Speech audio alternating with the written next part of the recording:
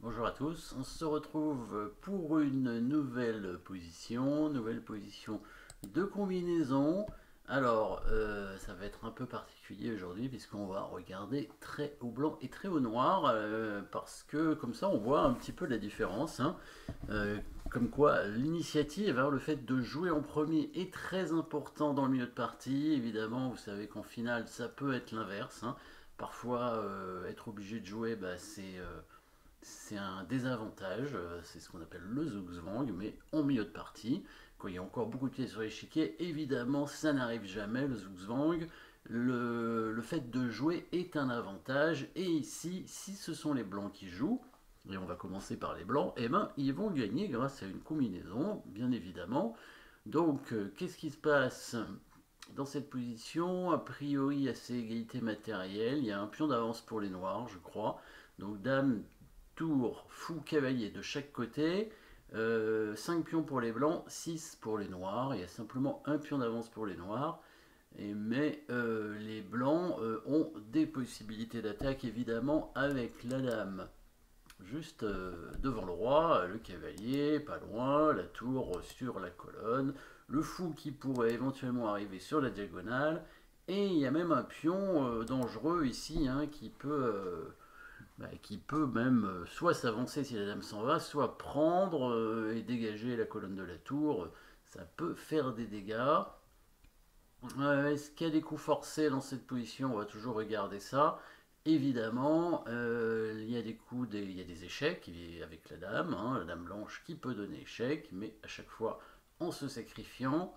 Donc dame prend F8, dame G7, dame prend G6, dame prend H7, ça n'a pas l'air très bon, hein, à chaque fois quand même. Dame prend H7, cavalier prend, non, il n'y a rien. Dame prend F8, tour prend par exemple, hein, oui. Bon. Rien de particulier au niveau des échecs. Est-ce qu'il y a des menaces de mat? Cavalier prend H7, c'est une menace de mat. Parce qu'il y a... Ah non, même pas, parce qu'il y aura la case F7 pour le roi, donc non, c'est même pas une menace de mat. Ça attaque la dame, mais c'est tout. Cavalier prend H7, bon, les noirs vont probablement reprendre le cavalier. Et on aurait pion prend G6 derrière. Ça peut être intéressant avec l'attaque sur la dame et sur le cavalier. Pourquoi pas? C'est une idée possible. Ça nous permet de gagner un pion, je pense, parce que la dame va venir en G7 et, et protéger quand même la case en H7. Donc là, je suis passé à l'attaque de la dame, hein, directement avec les points H7 finalement. Je pensais que c'était une menace de mat, mais en fait non. Alors, sachant que les noirs peuvent avoir une contre-attaque aussi, hein, donc cavalier prend H7, il faut quand même que les blancs se méfient avec des coups comme dame, dame à 1 qui permettraient de menacer le fou. Après, ce serait qu'un échec, l'aurore et la case en H2, ce serait peut-être pas si grave. Du coup, l'attaque de la dame qui prend H7, les noirs vont reprendre ce cavalier. On pourrait prendre le pion G6 en réattaquant la dame. Mais la dame va se mettre probablement au G7, hein, pour proposer l'échange. Ça, c'est une possibilité, mais voilà, on attaque la dame ici, on attaque le cavalier. C'est une possibilité pour les blancs qui n'est pas inintéressante, mais c'est pas très satisfaisant finalement. On pourrait prendre ici, est-ce qu'il reprend avec la dame ou est-ce qu'il bouge son roi plutôt? Ce serait peut-être plus sûr de bouger le roi. S'il prend avec la dame, il y a quand même encore des attaques, des échecs possibles qui peuvent être dangereux. Les blancs ont quand même gagné un pion ici, même si le pion H7 risque d'être perdu assez rapidement. Bon, c'est pas, il y a mieux en tout cas. Évidemment, c'est pas mal, mais il y a mieux. Et surtout que les points H7, peut-être les noirs ne vont pas reprendre dans l'immédiat, hein. Ils vont peut-être simplement bouger leur dame en G7 pour proposer l'échange, ce serait mieux. Et dans ce cas, les blancs n'auront que récupéré leur pion, c'est tout. Il va y avoir un échange de dames, certainement. Donc, autre attaque de dame, on pourrait du coup prendre le pion G6 avec le pion, en attaquant la dame avec la tour. La dame va reprendre le pion, probablement, sachant évidemment que le cavalier est protégé, même si cette tour en B8 ne sert pas à grand chose. Elle défend quand même le cavalier, donc pas d'attaque dessus. C'est un échange de pions. Évidemment, hein, vous avez mis la pause, hein, vous avez peut-être déjà trouvé le bon coup pour les blancs, hein, bien sûr. Sinon, bah, n'hésitez pas à le faire, hein. On a déjà éliminé pas mal de coups, il ne reste pas grand-chose. Alors, on continue l'attaque de la dame, on va finir par y arriver, hein. Alors, le cavalier pourrait attaquer en prenant le pion en E4, mais c'est protégé par le fou, bien sûr. Ce fou ici qui défend, donc il prendra le cavalier et on n'aurait rien obtenu. Par contre, on continue sur l'attaque de la dame, on pourrait attaquer évidemment la dame avec le fou. Et là, ça changerait tout parce que bah, ce fou, en fait, il n'était pas utile hein, dans l'attaque pour l'instant. On commence à venir avec pour l'utiliser. La dame va être obligée de prendre le fou, hein, sinon il va y avoir des menaces directement à l'aide du fou, hein, avec, sur la case en G7. Après, si la dame ne prend pas le fou, bon, soit elle se fait prendre si elle ne bouge pas, soit elle va bouger obligatoirement en E7 pour protéger cette case en G7, mais on va jouer évidemment le même coup que s'il prend le fou, c'est-à-dire le pion qui avance et qui attaquerait la dame, il n'y aurait pas de défense hein, a priori sur ce coup de pion hein, qui avance tout simplement. On attaque la dame, si la dame bouge, il y a mat ici, voire le pion qui avance, ce serait aussi mat probablement. Du coup, bah, les blancs vont gagner la dame et vont mater très rapidement. Le seul coup donc pour les noirs qui restent, c'est la prise du fou. Hein, et évidemment, bah, ça ne change rien. On va quand même pousser ce pion, menacer mat. C'est pratiquement imparable. Bon, il faut qu'il donne sa dame probablement pour éviter le mat. Hein. Le mat, il est ici, bien sûr, en G7. Hein. Les noirs ont un échec, c'est tout, puisque le roi a une case ici en H2, et après, il n'y aura plus d'échec, à part en donnant la dame, mais ça ne va servir à rien, évidemment.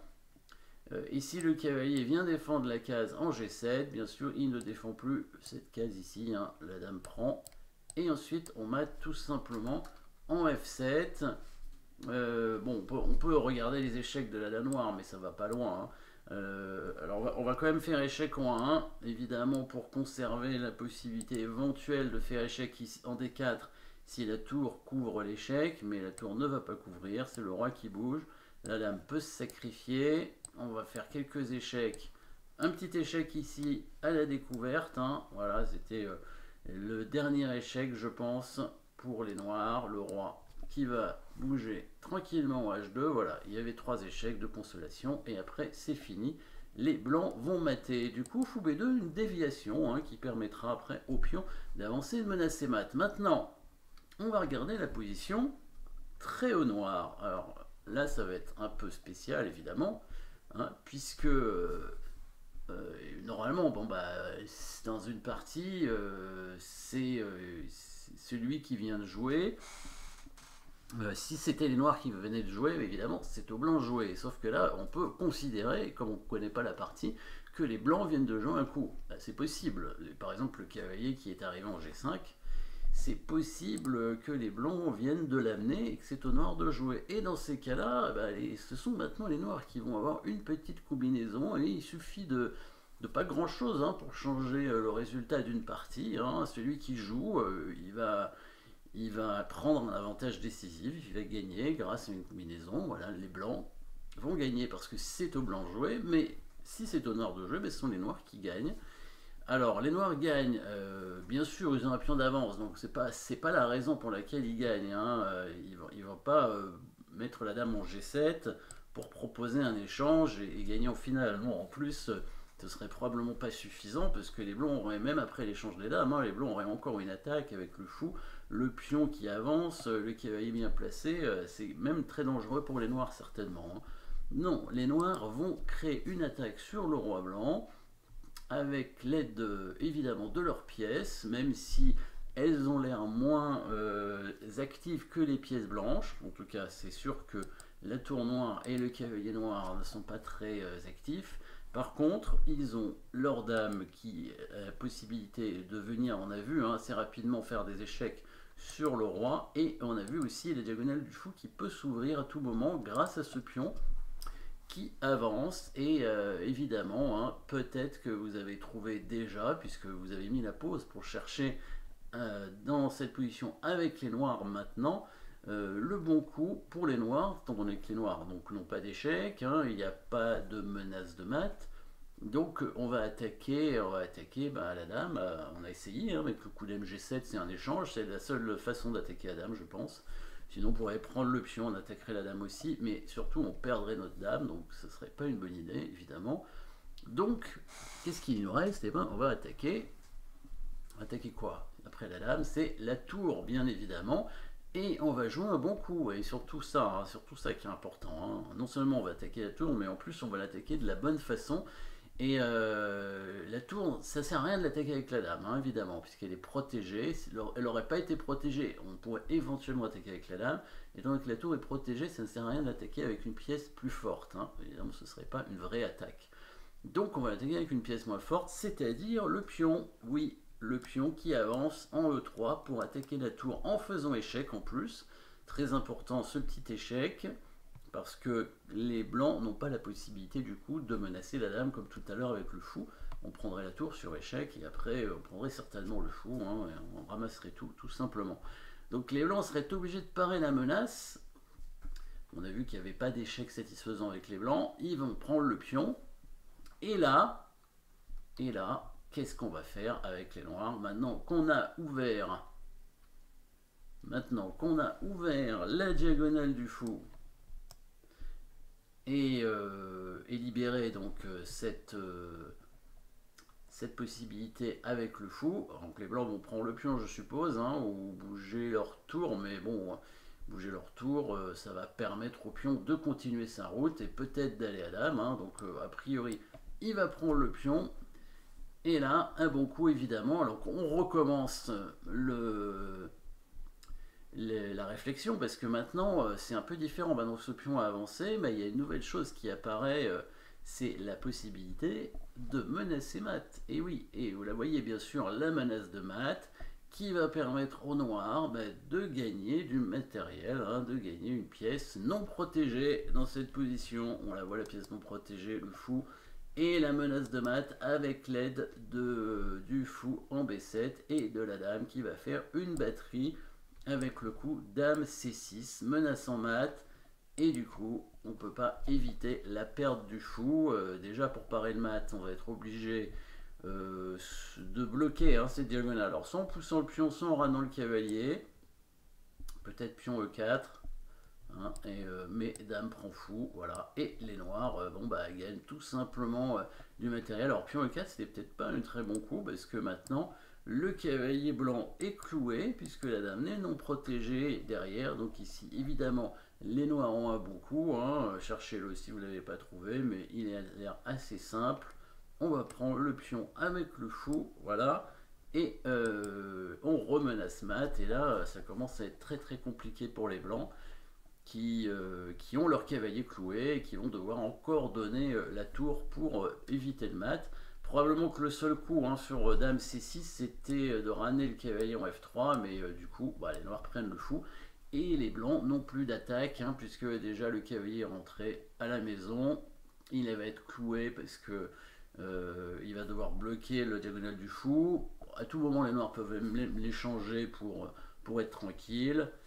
Et ici, la dame noire va revenir quand même pour protéger la poussée du pion, je pense. Hein, c'est quand même important à faire avec la dame noire. Voilà, il fait ça pour attaquer la dame, ou il bouge son roi, mais en tout cas, il est obligé de parer l'échec. Et la dame bouge tout simplement en C3, je vous dirais, pour revenir protéger ici soit la poussée du pion, soit probablement venir proposer un échange de dames.